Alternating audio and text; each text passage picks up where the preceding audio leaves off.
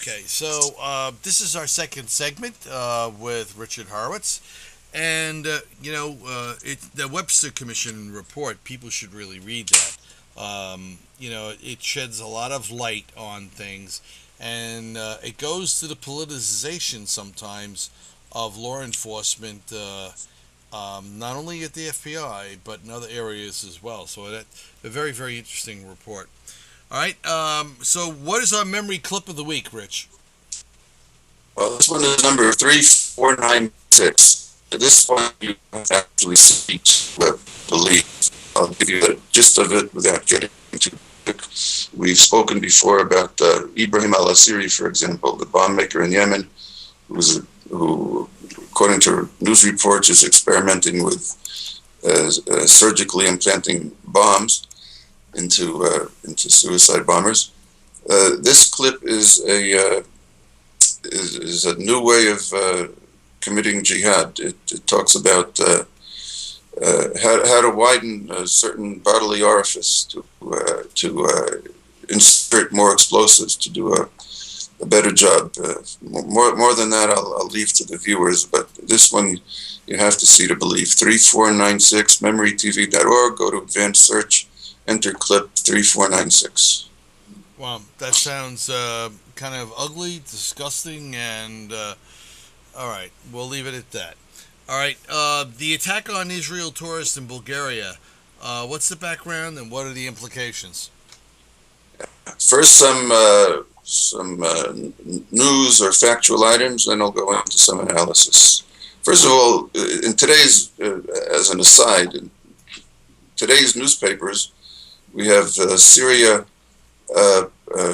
stating that it will use chemical weapons on if any foreign forces intervene in its domestic problems. And we have Tony Blair being interviewed in The Guardian saying, quote, that the West is asleep on the issue of Islamic extremism.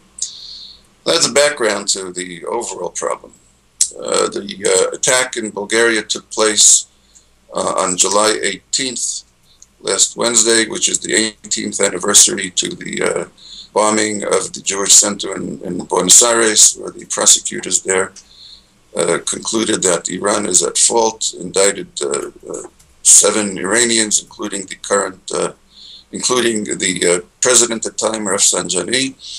2 months later, Interpol put a number of Iranians on their watch list or arrest list, including Vahidi, who's today the Syrian defense minister. This was in 1994, 18 years ago to the day.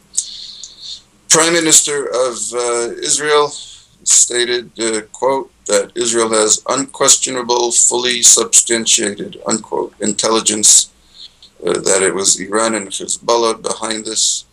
The heads of the Mossad and the Shin Bet reported to the cabinet that Iran and Hezbollah has plotted in 20 countries over the last 2 years.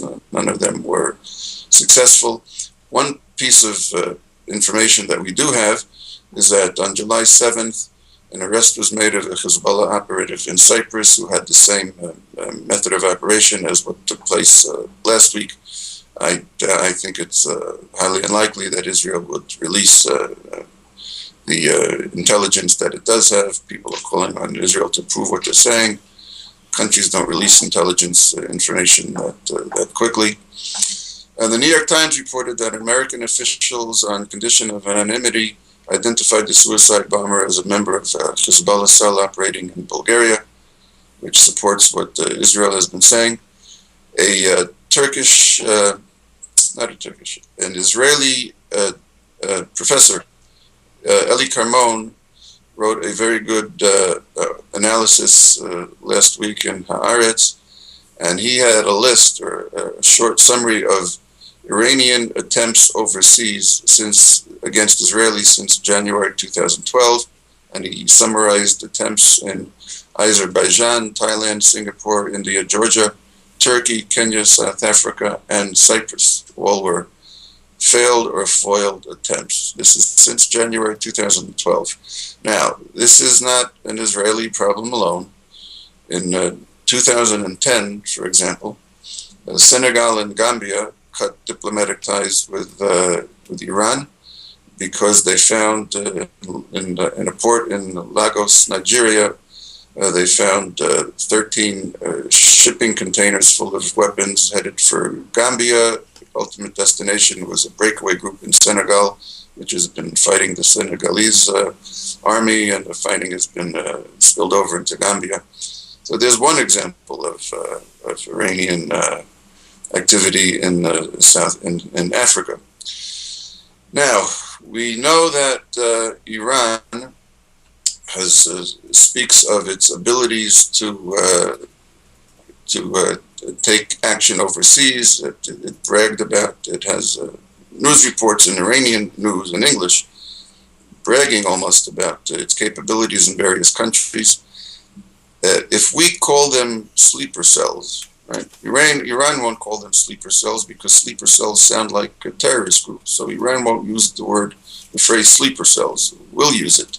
They just talk about their ability to conduct operations overseas, and those are sleeper cells. I mean, these sort of terrorist operations, what Iran did now could be done by any common criminal who has no conscience. This is not what countries do when they're in a covert war against each other. There are reports that the assassinated nuclear scientists on Iranian soil and explosions on Iranian soil were done by Israel. Whoever is behind them were able to perpetrate these attacks on strategic targets on the soil of Iran. Hitting a soft target, hitting civilians anywhere in the world, is not something that a respectable member of the international community should be engaged in. Let's not forget 7 or 8 months after Iran, the Islamic Republic of Iran, was established, they took over the American embassy at that time. So around that time, October, November 79, they adopted their constitution, saying that Iran looks forward to the downfall of all foreign governments by the end of the century, which hasn't taken place, and that their parts of the responsibility of the Revolutionary Guard and the army is to spread jihad, the revolution, at home and abroad. They talk about being the head of the anti-hegemonistic movement. We've spoken about all of these things. Now Iran holds the presidency of the non-aligned movement. That's more countries. That's about 2/3 of the membership of the UN. So this is who we're dealing with. Anyone thinks that this is isolated to Israel is mistaken. Let's not forget that the White House spokesman said in April 2012, a few months ago, one of the problems with the Iranian nuclear issue is that no one on the international stage has faith in Iranian assurances of what they are claiming, meaning no one believes them. And when a country takes this sort of action against civilians on a third country's soil, there's not much you can expect from this sort of country. And Israel can be expected to take proper action when it deems it appropriate. Several months ago, with the Israeli Chief of Staff, Benny Gantz, said that Iran can expect future unnatural occurrences. The day after the attack in Bulgaria, Ehud Barak, Israel's defense minister, said that Israel will settle accounts with Iran. We can expect that to happen in one form or another when Israel deems appropriate. All right, Rich, that is a full report, and I'm gonna cut the video right now because I think we went a little